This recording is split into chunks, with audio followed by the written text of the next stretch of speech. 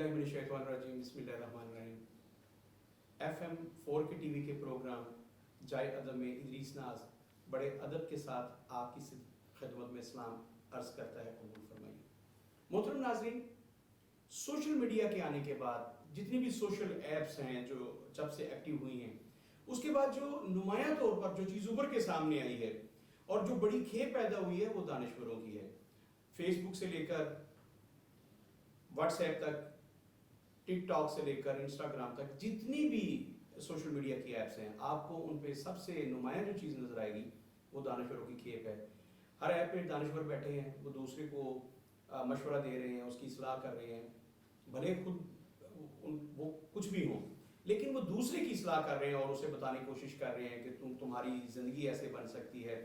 وہ ملکی سیاست پہ گفتگو کرتے ہیں اور حکمرانوں کو رائے دے رہے ہوتے ہیں کہ آپ یہ کریں۔ اور جو طوفان بدتمیزی وہاں پہ گرم ہوا ہے، ہمارے ایک بہت بڑے صحافی انہوں نے تو واضح طور پر کہا ہے کہ یہ جو سوشل میڈیا کے بچونگڑے ہیں یہ فساد کی جڑ ہے۔ خیر، میں انہیں چونکہ دانشور سمجھتا ہوں، میں ایک ادنا سا صحافی ہوں، میری تو یہ ضرورت نہیں ہے کہ میں کسی کو کہوں کہ وہ سوشل میڈیا کے بچونگڑے ہیں، نہیں، وہ سوشل میڈیا کے دانشور ہیں۔ اچھا، وہ جو نمایاں تعداد آئی ہے دانشوروں کی، اس کی وجہ سے بڑی سوشل میڈیا پر بڑی رونق ہے، وہاں پہ بڑا گہما گہمی ہے ہر وقت، وہاں سے بڑے مفید مشورے ملتے ہیں۔ ہماری سیاسی بصیرت ان میں بہت زیادہ ہے، وہ حکمت کو بہت زیادہ جانتے ہیں، وہ ہسٹری کو بہت زیادہ جانتے ہیں، ہر معاملے میں وہ ہماری رہنمائی کرتے ہیں۔ پتہ نہیں اتنے زیادہ دانشوروں کو دیکھ کے میں کیسے بخلا جاتا ہوں، میں پریشان ہو جاتا ہوں کہ اتنی زیادہ تعداد میں دانشور ہیں۔ ہمارے ملک کی آبادی بھلے 23 یا 24 کروڑ ہو، لیکن یہاں دانشوروں کی تعداد جو وہ 30 کروڑ سے بھی زیادہ ہے۔ اتنے زیادہ دانشور ہیں اس ملک میں۔ مجھے پوری دنیا کا علم نہیں ہے کیونکہ میں نے گھاٹ گھاٹ کا پانی نہیں پیا، میں ابن بطوطہ کی طرح دیار غیر تک نہیں گیا، میں تو اپنے ملک کو پوری طرح سے نہیں دیکھ سکا۔ میں تو اپنے ملک کی صرف بات کروں گا کہ وطن عزیز میں دانشور بہت بڑی تعداد میں موجود ہیں، اور دانشوروں کی اتنی بڑی تعداد کی وجہ سے میں اکثر پریشان رہتا ہوں اور بخلایا سا رہتا ہوں۔ اس کی وجہ یہ ہے کہ میں نے ایک کہاوت پڑھی تھی، ہوا یوں کہ ایک بادشاہ کے دربار میں ایک روز ایک شخص دربانوں کو ہٹاتا ہوا، ان کو پرواہ نہ کرتا ہوا ان کی، بادشاہ کے دربار میں گھس آیا اور اس نے آتے ہی ایک شور اور واویلا مچا دیا۔ اس نے کہا، بادشاہ تیری سلطنت بہت جلد تباہی اور بربادی کا شکار ہونے والی ہے، تیرے اقتدار کا سورج بہت جلد غروب ہونے والا ہے۔ بادشاہ پریشان ہو گئے، یہ کون بدتمیز شخص ہے جس کے بال بکھرے ہوئے نہیں، الجھے ہوئے ہیں، جس کے کپڑے پھٹے ہوئے ہیں اور جس کے چہرے سے مفلسی جو ہے وہ عیاں ہے، تو یہ کیا کر رہا ہے؟ بادشاہ نے کہا کہ تم کون ہو؟ اس نے کہا کہ میں ایک دانشور ہوں، اور تمہارے ملک میں دانشوروں کی قدر نہیں ہوتی، یہاں عزت افزائی نہیں ہے دانشوروں کی، دانشور فاقوں سے مر رہے ہیں۔ تو بادشاہ، تیرے اقتدار کا سورج بہت جلد غروب ہونے والا ہے اور تیرا اقتدار ختم ہو جائے گا۔ بادشاہ پریشان ہوا، اس نے اپنے وزیر خزانہ کو بلایا، اس نے کہا کہ خزانے کے منہ کھولو اور اس دانشور کو اپنی مرضی سے جتنا چاہے دولت کے انبار، ہیرے جواہرات، سونا، جو کچھ لے جانا چاہے، اسے کوئی نہیں روکے گا، اور خبردار آئندہ اگر تم نے کسی دانشور کی عزت افزائی نہ کی۔ میری مملکت میں دانشوروں کی یہ حالت ہو گئی ہے اور تم نے مجھے اطلاع تک نہیں دی۔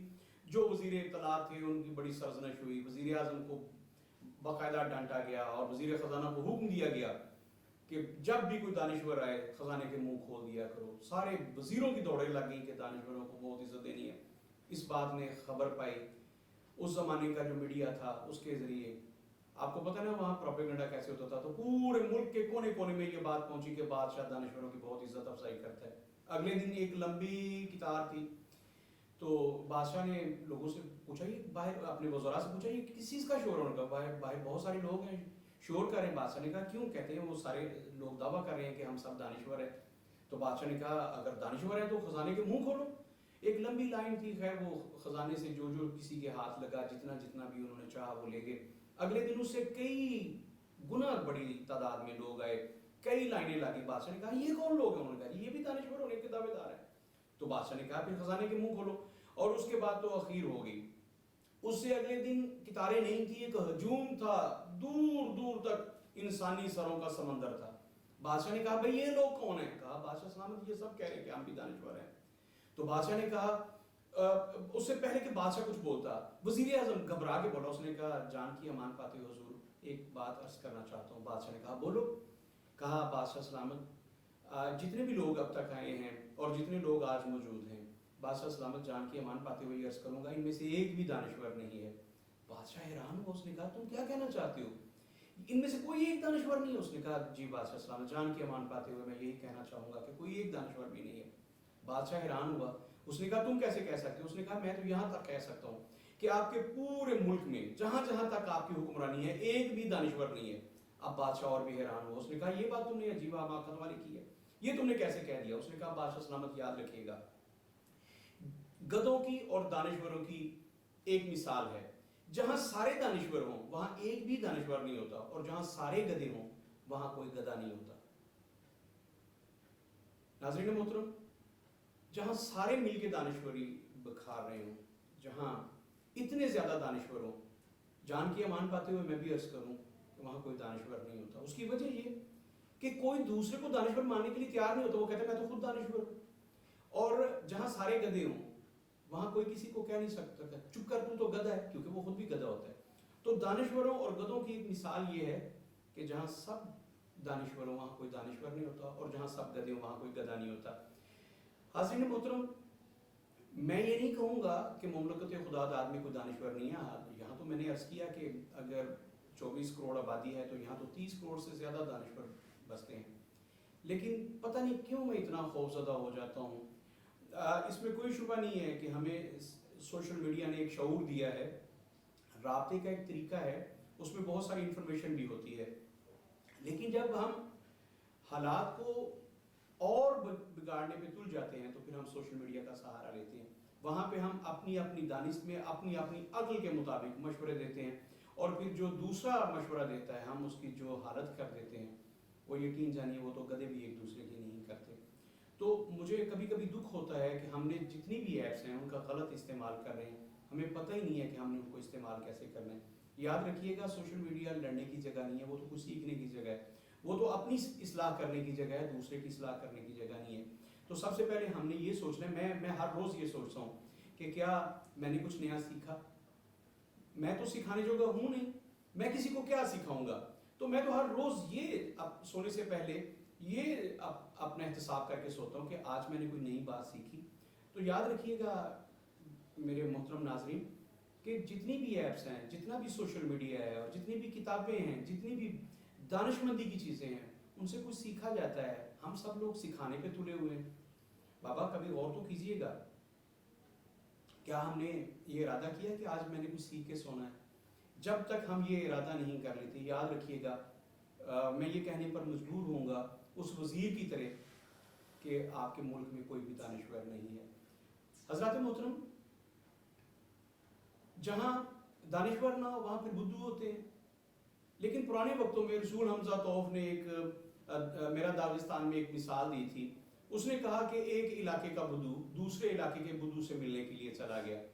اس علاقے کے بدھو کو اسے بڑی خوشی ہوئی اسے دیکھ کے، اس کو تو چاؤ چڑھ گیا کہ دوسرے علاقے کا بدھو مجھ سے ملنے آیا۔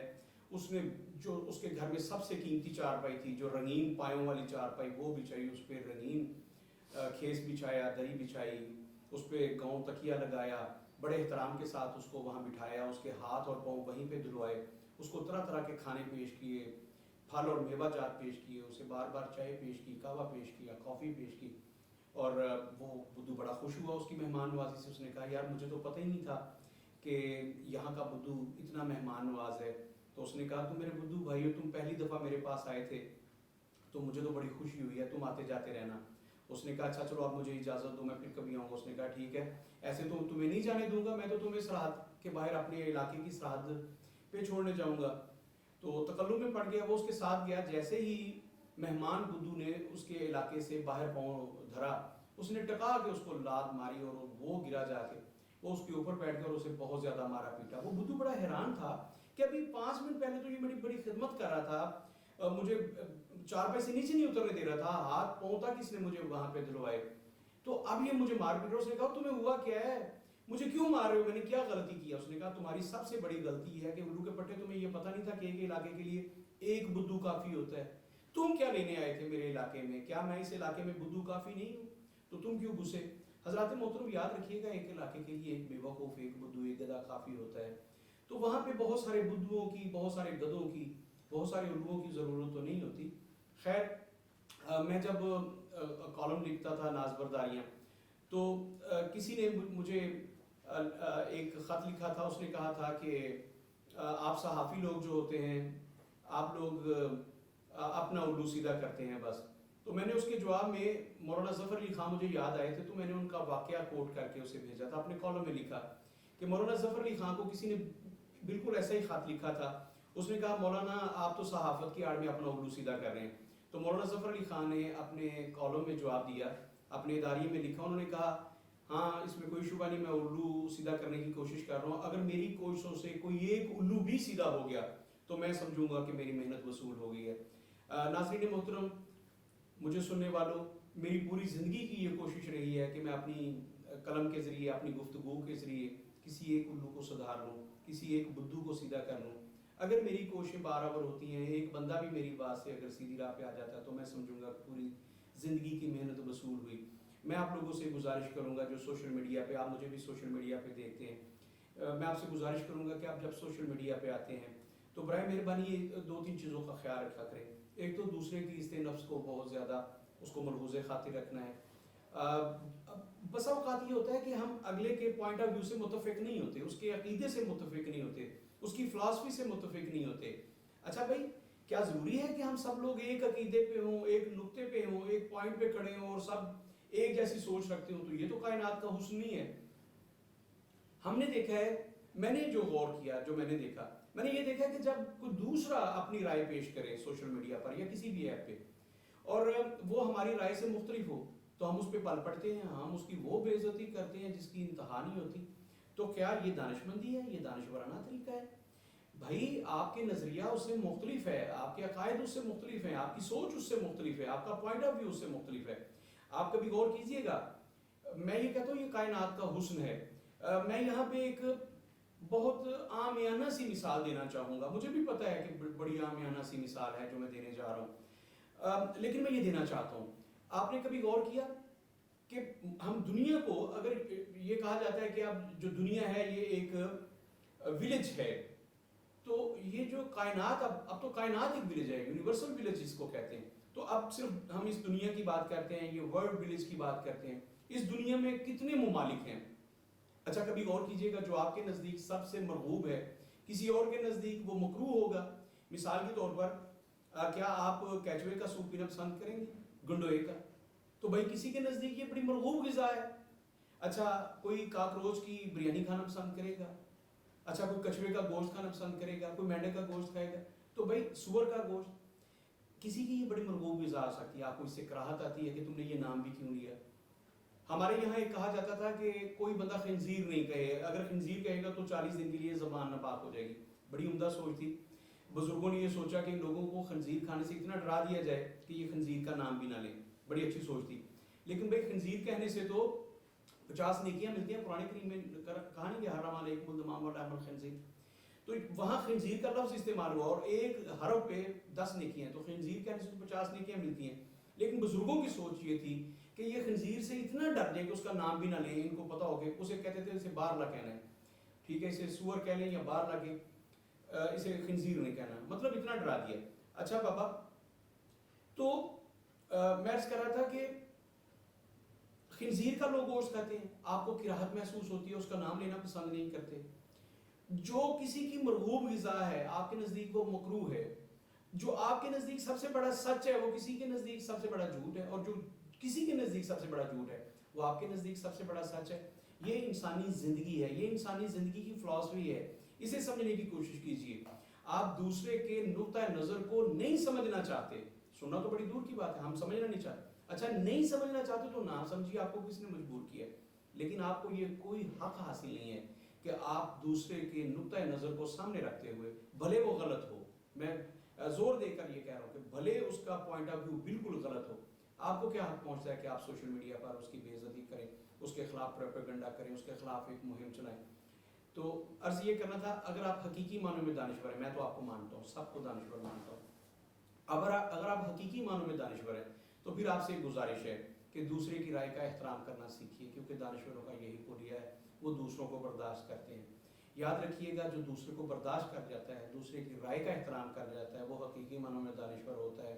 ورنہ تو پھر میں کہنے پر مجبور ہوں گا کہ اس ملک کی آبادی جو ہے وہ شاید 24 یا 25 کروڑ ہے, لیکن یہاں گدھوں کی تعداد 30 کروڑ کے لگ بھگ ہے. مجھے معاف کیجیے گا, آپ کا بہت شکریہ. پھر ملتے ہیں, اللہ حافظ.